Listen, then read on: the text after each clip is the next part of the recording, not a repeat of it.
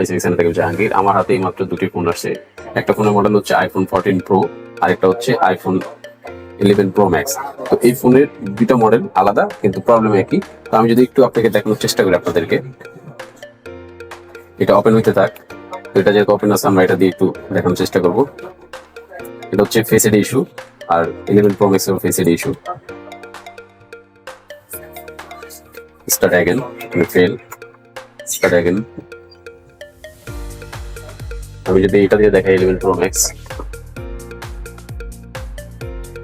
এটা হিডেন হয়েছে। তো যেহেতু যে আইটুনস এর অ্যাপ স্টোরে ইয়াটা আছে, আমি এটা একটু দিয়ে দেখাবো আপনাদেরকে। Face ID has been disable. আমরা এটা দেখে নিব যে একটু ফ্রন্ট ক্যামেরা ঠিক আছে কিনা। ফ্রন্ট ক্যামেরা ঠিক আছে। তো এটা মূলত এটাও ফেস আইডি ইস্যু, আর এটাও ফেস আইডি ইস্যু, দুইটাই ফেস আইডি ইস্যু। তো আমরা দুটারই কাজ করবো, আমাদের সঙ্গে থাকবেন।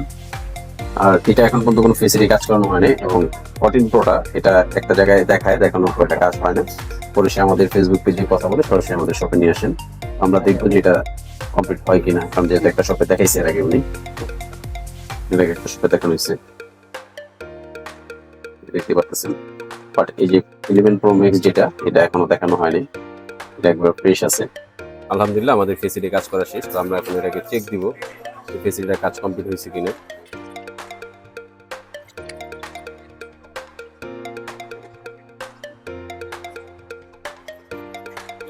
আলহামদুলিল্লাহ আমাদের ফেসিলিটির কাজটা কমপ্লিট।